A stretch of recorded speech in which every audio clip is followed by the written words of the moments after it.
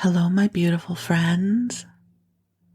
I am Laurel Bleadon-Maffei with Illuminating Souls, welcoming you to this episode of Sleepy Bedtime Blessings, a podcast designed to help you rest, relax, and fall asleep, all while deepening in your connection with your beautiful team of angels who love you so. I am so grateful for this opportunity to be with you. And if we haven't had the chance to meet yet, let me introduce myself. I am an angelic practitioner, a spiritual teacher, and an encourager of souls. And I have the most wonderful job. We can even call it a job. I get to inspire others. I offer one-on-one angel sessions, which take place over the phone, which provide you with an opportunity to deepen in your own divine guidance and connect with your angels. I also offer soul mentoring, which provides for ongoing support as you move through a passage of growth or change in your life. And then I offer a variety of classes. About every 6 weeks or so, I offer a new class. And often my classes are intimate in size, usually 8 people or less. So if you are looking for a loving, supportive, inspiring class where you will get to be seen and supported and loved, then I invite you to visit me at my website, illuminatingsouls.com, and I will keep you posted. I'm also active on my Facebook page, Illuminating Souls. So lots of ways that we can connect. And then there is this podcast, which exists because of 2 of my great loves of self-care, which is angels and sleep podcasts. So I have been listening to sleep podcasts for years, and I love them and have gotten so much value from listening to them that I've created this one for you. So if you've never used a sleep podcast before, the way it works, at least this one does, I'm sure all of them are a little bit different, is my intention is to be here for you for the next hour or so. I'm going to be speaking to you softly. I'm going to ramble a bit. I'm going to speak to you about things that are fairly benign and easy to process. So there'll be no loud sounds, no big surprises, and hopefully whatever we talk about will inspire you or maybe even interest you or keep you bored. Any of the above. But you're going to have an hour where I'll bring in the angels and we'll talk for a while. And I'm going to have story time where I share with you some snippets from my life, and I'm going to read to you for a little while. And my hope is this beautiful portal of light will provide you with a gentle invitation to drift off to sleep. I just find it so helpful to listen to a sleep podcast before I drift off. It helps me disconnect from whatever my mind was focused on when I was awake, to gently drifting off into that lovely no-thingness, as the Osho Zen Tarot calls it, into that great mystery of sleep. So if you are using this as a sleep podcast, my recommendation is that you get really cozy, snuggle on up in whatever way works for you. I like to turn the volume down low. I do listen with earbuds. They work for me when I'm sleeping. They don't bother me. But I turn the volume down low, lower than I would if I were listening to an audiobook, because I want to just slightly reach for the content. I don't want it blasting in my ears. I want it to be just enough that I have to reach. You know, when I grew up, our home was a 2-story house, and my sister and I shared a bedroom on the 2nd floor. And I have so many lovely, warm associations with the memories of drifting off to sleep while I heard activity downstairs, whether my parents were talking or watching the news or a television program. That gentle murmur in the background for me meant that someone I love is in the house with me. Like I'm safe, I'm cozy, and I can drift off. And I find that sleep podcasts evoke that similar comfort to me. I don't feel alone in the night. And not that I'm alone, I have my husband with me. I'm talking about more in my psyche, right? That feeling of companionship that is so sweet and lovely. So I hope to be this beautiful companion for you as you drift off. And also a nod of acknowledgement to all of you who listen during your waking hours, and your intention is to stay awake. So I know many of you use this as a companion as you commute to work or you go about your day. So however you are using this podcast, thank you so much for listening. And also, if I may ask, make a request, if you are enjoying it, if you would consider leaving a review or a rating, especially on iTunes, that would be awesome. I guess it would be Apple Podcast and not iTunes. I get them all confused.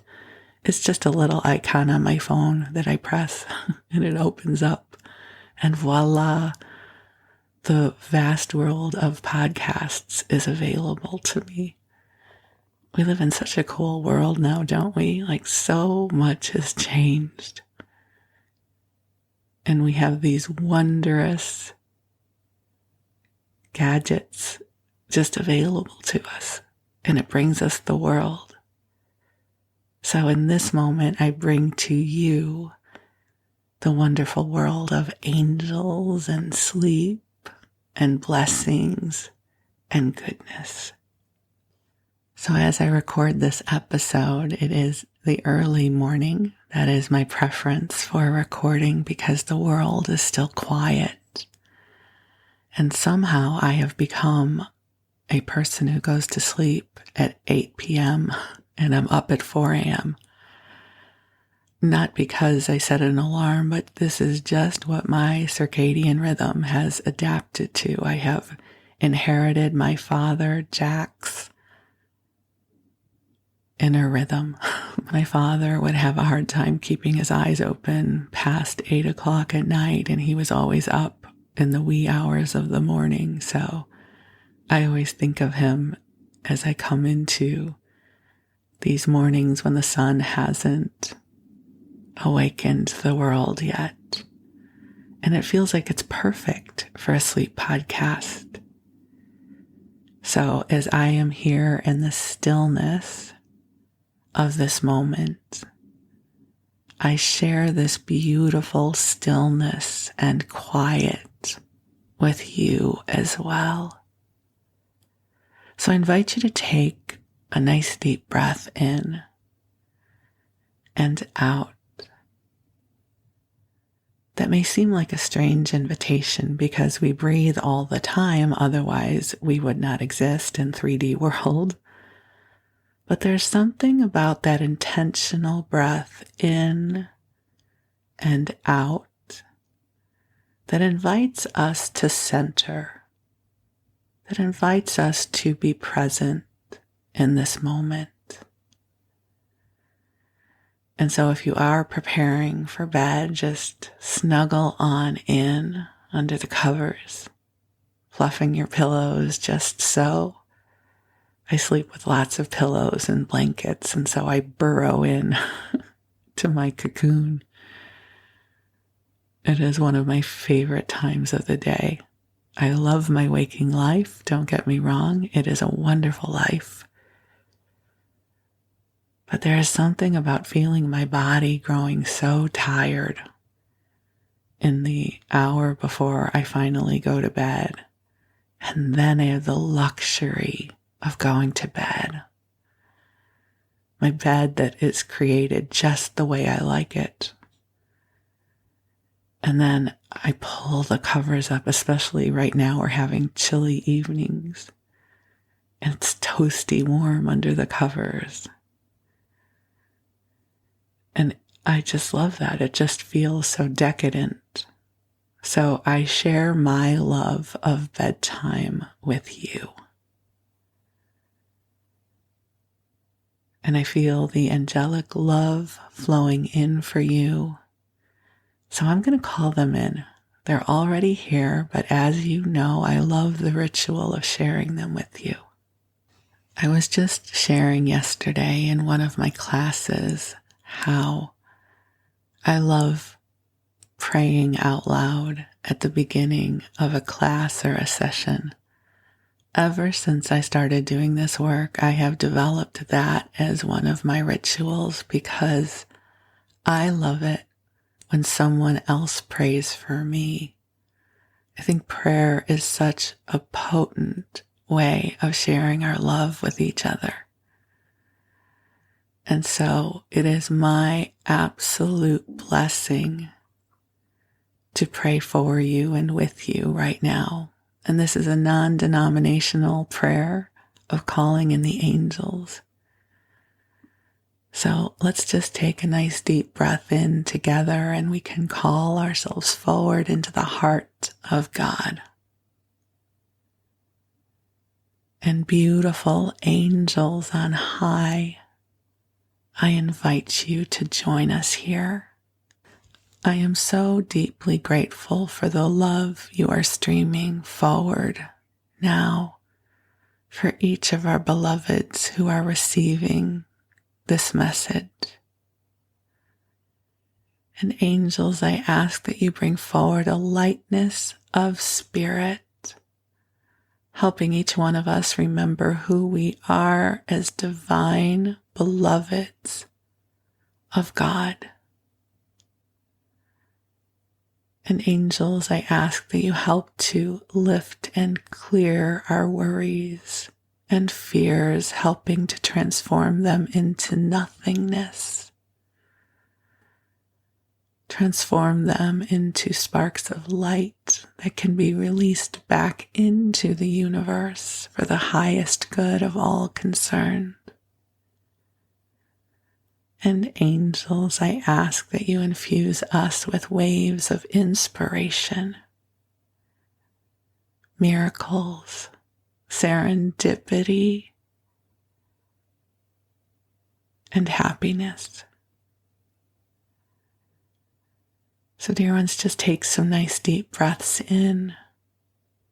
And my prayer for you is that you know how precious you are in this world. That this world is better because you are here. That your life has this beautiful ripple across the timeline of your life.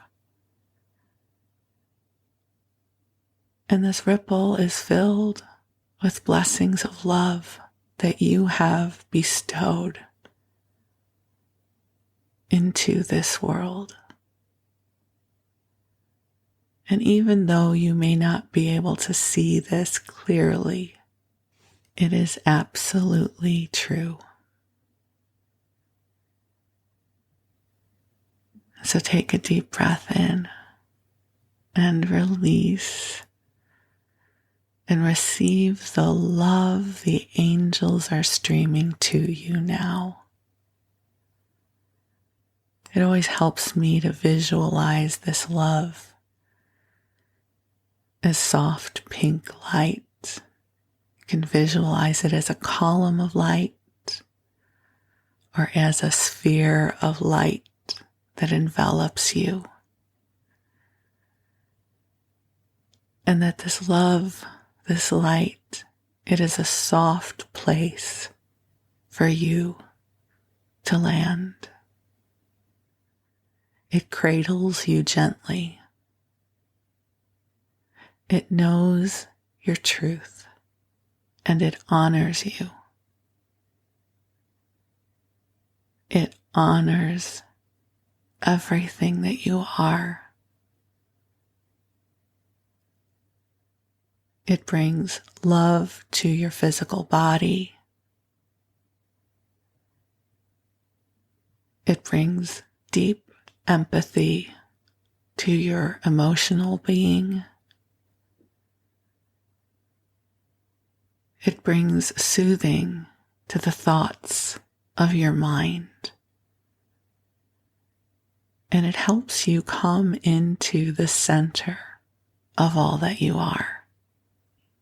And so just breathe and be and allow this light to serve you.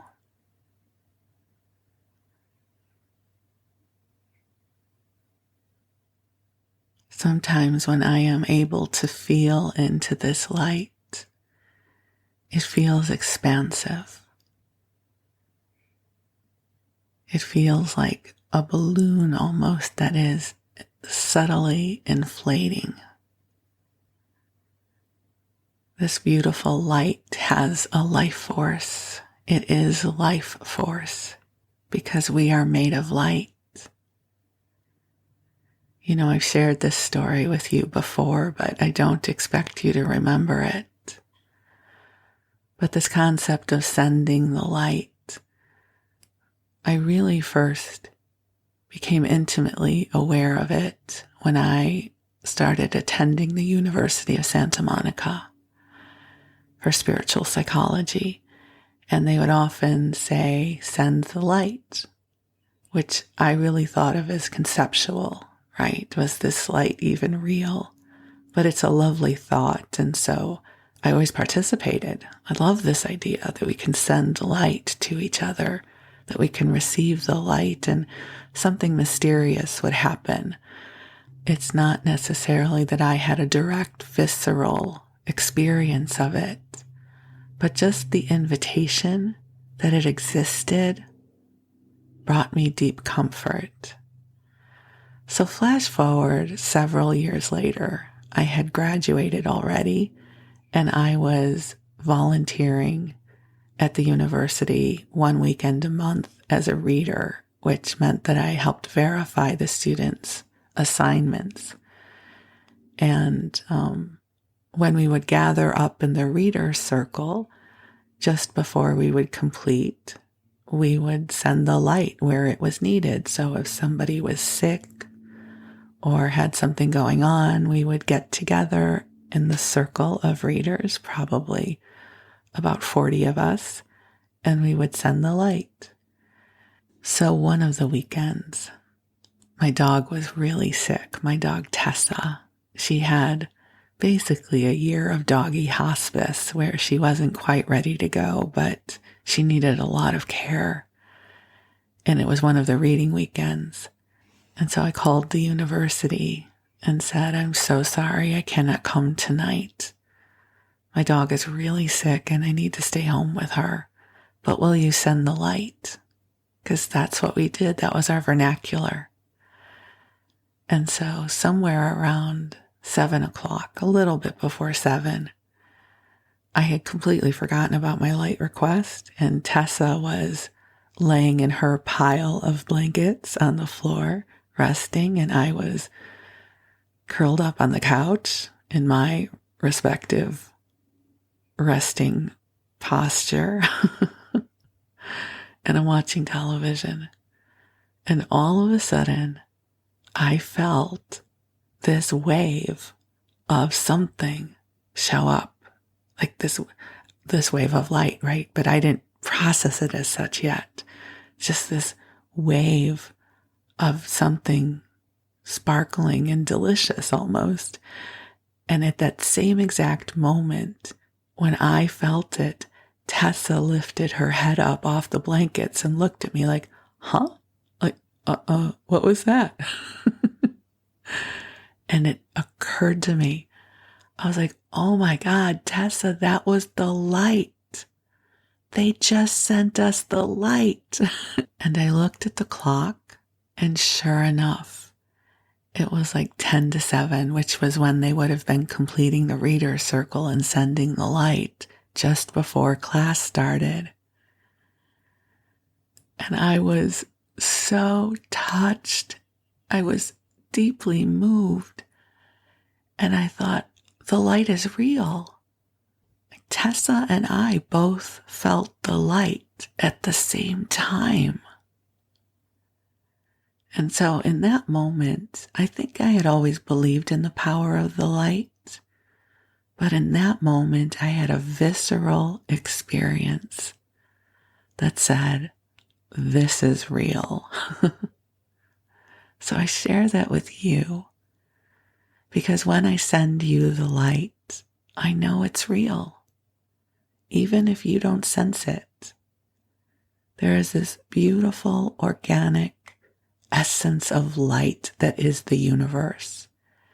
And as creator beings, we can imbue this beautiful light with the intention of love and send it, and it gets amplified through the heart of our angels.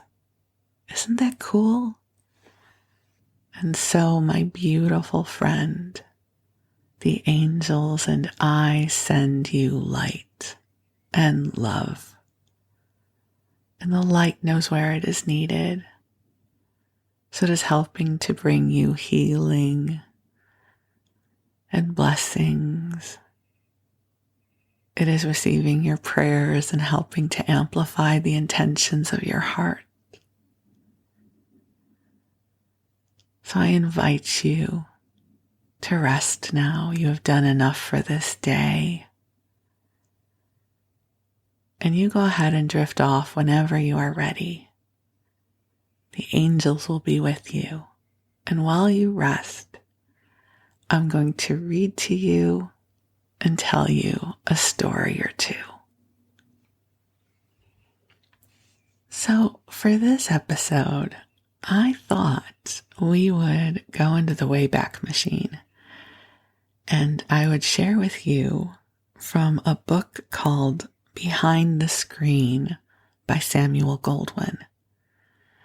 I read from this book a little over a year ago, but I don't expect you to remember.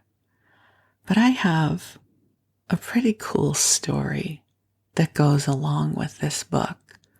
Again, I've shared parts of it with you, but it's a really good story, so it's worth sharing again. So as some of you may know, I used to work for the Samuel Goldwyn Company.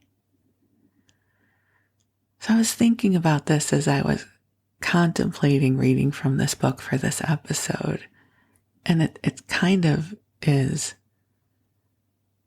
really awe-inspiring to think of it this way. But I don't know that I would be who I am, living the life that I live, were it not for Samuel Goldwyn, the man who moved from somewhere in the Ashkenazi Jewish footprint of Eastern Europe back in the day and immigrated to the United States and started as one of the pioneers in the film industry. Had he not followed his dream, I might not exist in the form of Laurel that you know. This man directly impacted the course of my life. That's kind of crazy to think of, isn't it? That a man who died before I was born had a profound influence on the course of my life. So let me tell you how. So my whole life, I knew I wanted to work in television. That was very specific. And I could expand that to say I wanted to work in the entertainment industry. I wanted to live in Los Angeles. This was always my dream. So I went to school. I went to Columbia College and got a bachelor's degree in television broadcast. I got a job right out of school working for our local Fox TV station. This was before Fox was the Fox we know now. Back then, WFLD TV aired a lot of syndicated programming and things like that. And I was a broadcast materials manager, and it was my job to make sure that all of the materials for broadcast were in-house and prepared for airing. And that job required me to work with people at all of the different studios: Universal, Warner, Paramount, all of them, and the Samuel Goldwyn Company. So I'd taken a vacation in 1985, in March of 1985, to visit LA, and I met all of the different contacts at the different studios, including, I don't even know that I can remember his name.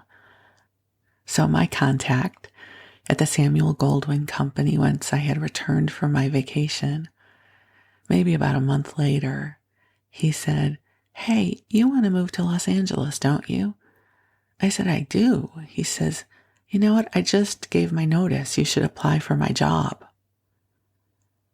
I was like, wow, okay, that's awesome. And this was in the day before we had faxes. So I put my resume and a cover letter together and I FedExed it to the Samuel Goldwyn Company. And this is one of those weird moments in my life where I know the stars aligned and the hand of God moved me to Los Angeles, because things happened that shouldn't have happened in the best way possible. They flew me out for an interview. This was for an entry-level position. And I promise you there were qualified people in Los Angeles who could have easily done the job. But they flew me out. And on the flight they were bringing me out, coach was full, and so they put me in first class. So I was flown first class from Chicago to Los Angeles for a job interview for an entry-level position. They put me up in a hotel. They rented me a car. I got the job. They also gave me a moving allowance. None of this should have happened, but it did.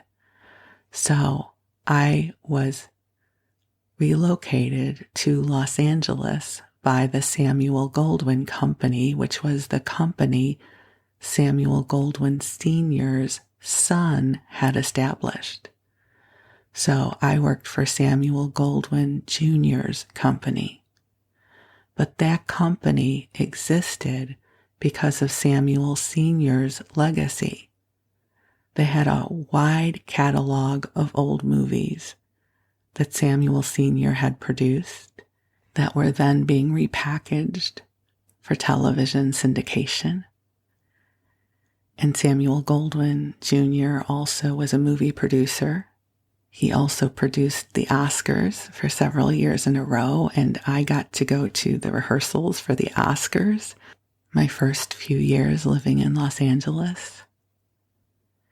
It was also at the Samuel Goldwyn Company that I became deeply unhappy with my life's path and decided to go back and get an MBA from Pepperdine so I could make more money. I wanted to make $30,000 a year, which sounded like a huge salary back then. And I'm sure in some places in the world or in this country, it's still a huge salary. Back then, it would be like saying, I want to earn 6 figures a year kind of thing. And it was in my first class in human development that I had my first ever psychic experience, because the teacher taught the class from the perspective of law of attraction and all of these metaphysical concepts that we now talk about in this podcast. And after I had my first ever psychic experience, I went back to work the next day, and my friend Judy was my coworker. And I said to her, "Judes, I think I'm psychic." And she laughed, and she realized that's why she had gone to work there, was so she could be there in that moment for me. So all of these key creation lines of my life came together because Samuel Goldwyn Sr. lived the life that he did. Isn't that crazy? That this man who I never met is deeply responsible in the best way possible for the trajectory of my life, that I don't know who I would be had that not happened. Right? I don't know that I would have ever moved to Los Angeles. I don't know that I would have ever met my friend Judes or my other friends that I had at that time. I had amazing friends who I met because I moved to Los Angeles, having a psychic experience because I decided to get an MBA because I was deeply unhappy because of Goldwyn. I mean, all of it. It's one of those pinnacle moments of my life when my path profoundly shifted because of this man's legacy. So thank you. Thank you, Sam Goldwyn, for being you. You have no idea how our ripples have converged, and if you have gained any kind of benefit or comfort from the work that I do, your inspiration is also associated now with Samuel Goldwyn's. Like when you think about how the tapestry of the universe is woven together, it is simply beyond comprehension, right? So this man who decided to move and immigrate to the US and get involved in the film industry somehow created this portal of opportunity for me to go to LA and become the Laurel that I am now, and all the other points of light that converged there as well, right? But right now, we can directly trace the moment that you and I are having to the influence of this man. I mean, maybe I would have found my way to a podcast, who knows, but I would not be who I am now had I not traveled that path, that portal that opened up for me in 1985. My life would be a different life now. So, how is that for some cool cosmic reflection as we dive into this book? See, now you feel perhaps that you have an intimate connection with this man. So here we go. And this book was published in 1923, and he shares a lot of stories about different actors at the time and different movie productions of the time. So how would it be if I skip ahead and read to you about Charlie Chaplin? Perhaps you've seen the movie with Robert Downey Jr., or you've seen Charlie Chaplin's movies. I studied film in school, so studying his movies was a part of my coming of age in the entertainment industry. So I'm going to skip ahead to chapter 13, titled The Real Chaplin.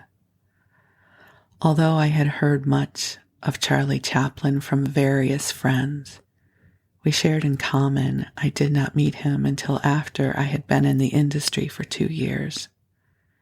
That first sight of him surprised me as much as it always does those who know the familiar comedian of the black mustache and baggy trousers.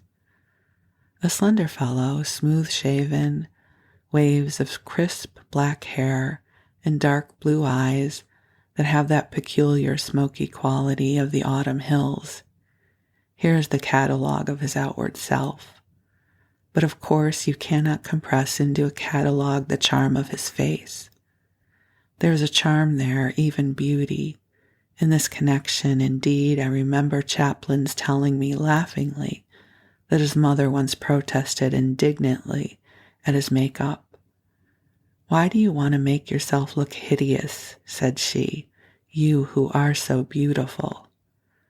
But although his contours are satisfactory and his eyes exceedingly handsome, the real interest of Chaplin's face lies in its perpetual and sensitive absorptions. He seems always listening. Even when he is talking most animatedly, he is watching you, wondering about you, quite evidently trying to fit you and your words into some pattern. When you yourself are talking, you get the full force of this vivid listening. Max Sennett has often spoken about this characteristic message of his face as it was revealed to him during Chaplin's first studio stays. He'd sit there for hours, records Mac, just staring at people. I couldn't make out what he was thinking about. Since that first meeting of ours, acquaintance has developed into a friendship, which I certainly count one of the privileges of my life. From that friendship, it is hard to detach myself for an objective survey of the gifted pantomimist. Even had I not been so close to him, I should find formidable the task of analysis. For Chaplin is a maze of contradictions, and no sooner have you affixed to him any one attribute than lo, the next moment has swept it away. Chaplin loves power, as no one else whom I have ever met, he loves it. Money contributes to this sense. Therefore he sticks out for his great large contract, and therefore he saves a great deal of his earnings. But it affords him just as much consciousness of power to think that he, Chaplin, can afford to walk away from those assembled actors and stagehands. Ergo, he does that. I have often been asked if Chaplin is amusing when away from the screen. He is thoroughly so. His mimicry is delightful. His dancing is perhaps even more so. To see Chaplin improvising a London street scene with William DeMille, to hear him deliver the speech of a Jewish manufacturer at a banquet where he had been presented with a loving cup, to watch his imitations of some fashionable rhythmic dancer.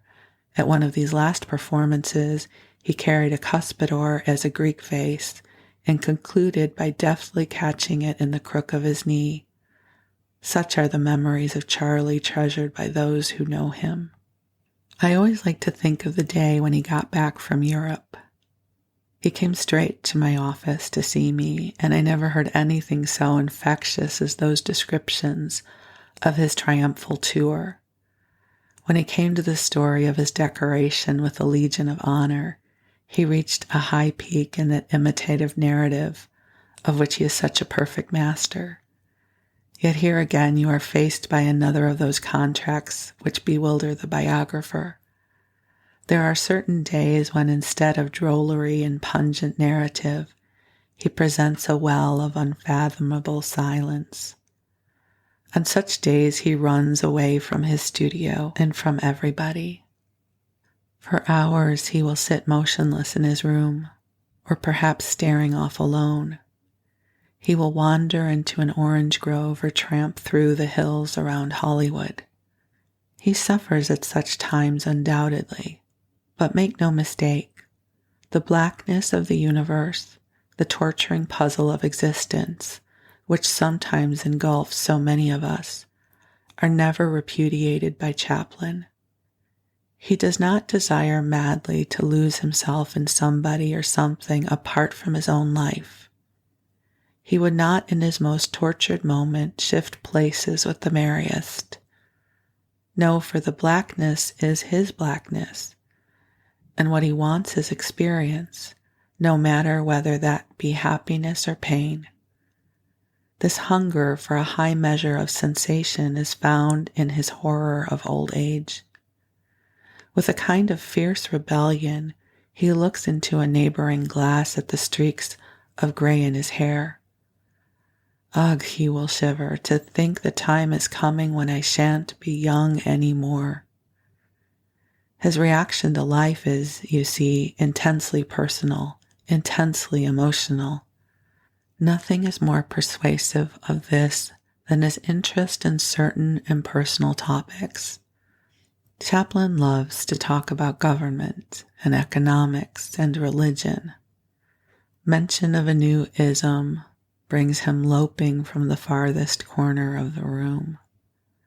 When Rupert Hughes came out to Hollywood, he and Charlie were much given to what somebody calls topics, just topics.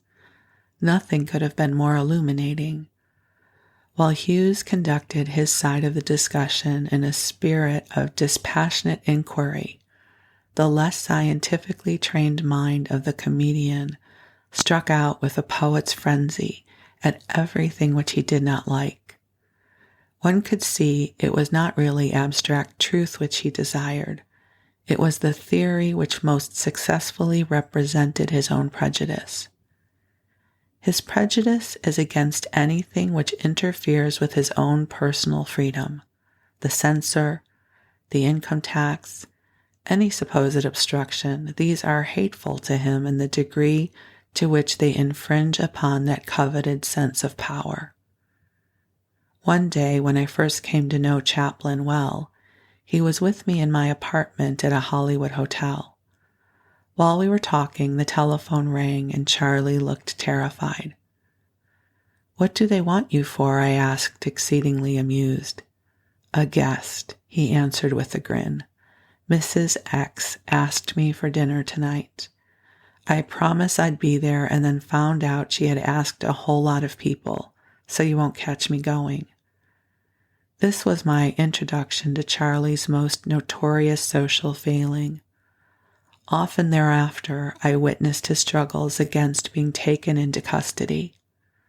Less frequently, I was one of a group of indignant people waiting for Chaplin who had promised to come and never did show up at all.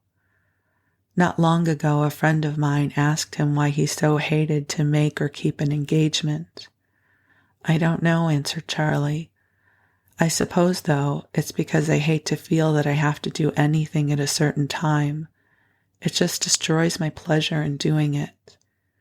At this, my friend suggested, "Ah, Mr. Chaplin, but don't you think that it is because way down deep you don't feel quite free?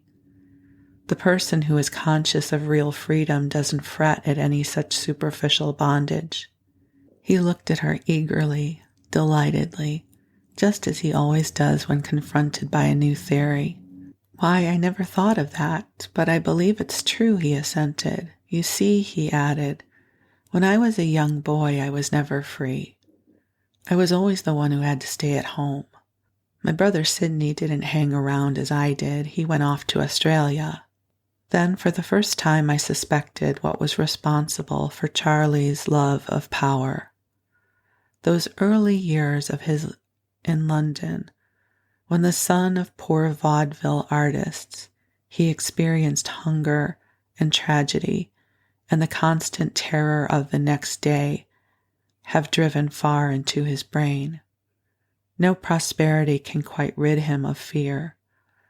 That is why he wants to assure himself in every way of his present strength.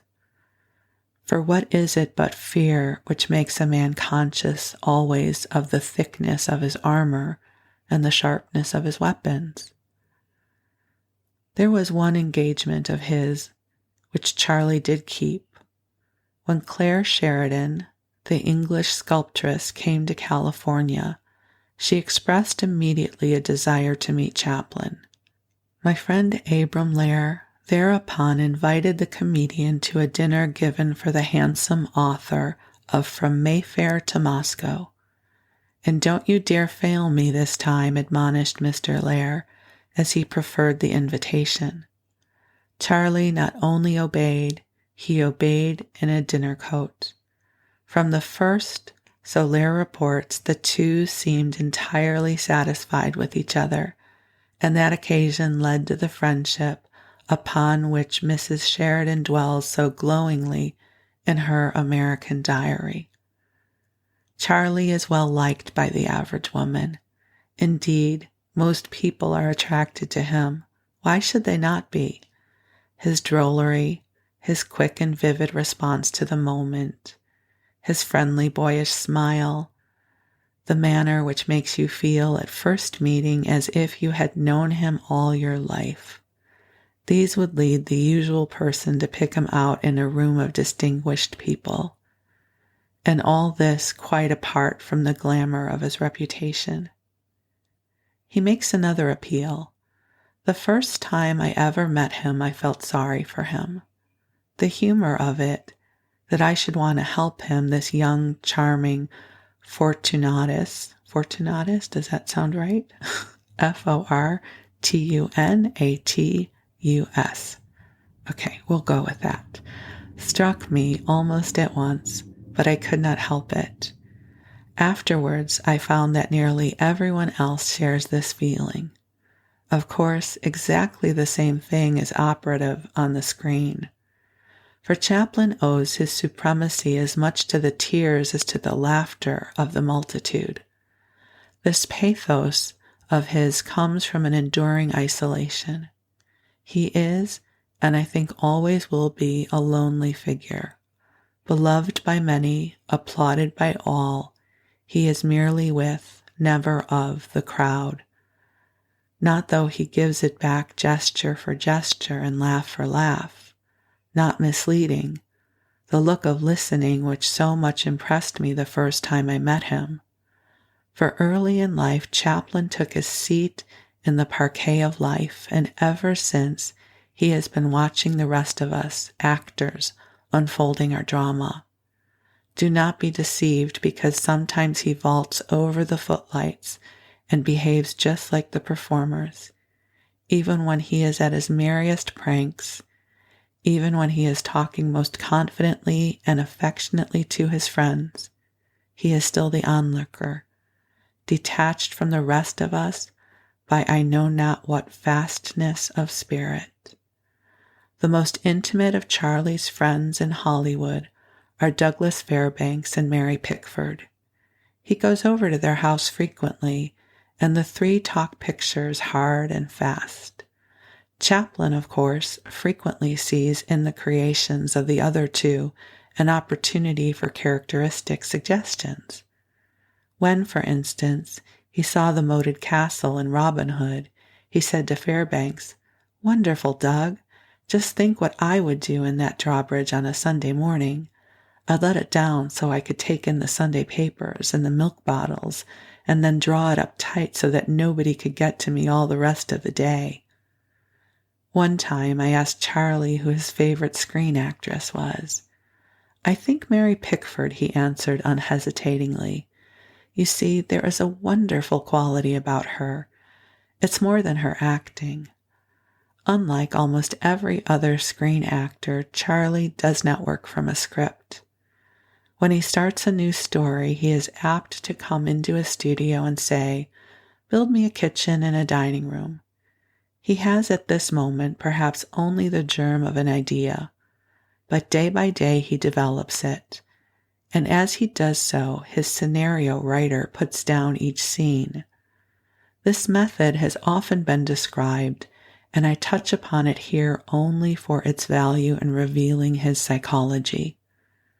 A scenario would undoubtedly irk him as much as would a social engagement. Always, always, Chaplin must be assured that he is free, that his individuality has scope for its spontaneous play. His emotionality is never more apparent than when he is at work. Often he becomes exhausted in his efforts to inspire one of his company with the desired emotions. Heavens, he will cry, it's enough to break your heart, such stupidity. When he sees the rushes, angers and despair are apt to break from their leashes and run away with the projection room. Often, however, these emotions are directed quite as much towards his own part in the performance as towards that of the others. Charlie has, in fact, that capacity for being dissatisfied with his own work, which is a part of every great artist. The world at large does not seem to know much about Charlie's brother Sidney, yet he is a very real brother, and Charlie has very real affection for him. He himself is an excellent comedian with only one disadvantage. He is the near relative of a great comedian. This relationship, I may add, could never be detected from a casual glance at the two, for Sid Chaplin is rather tall and rather blond, and his features are much more sharply cut than those of his brother. Sid, by the way, possesses a very ready wit.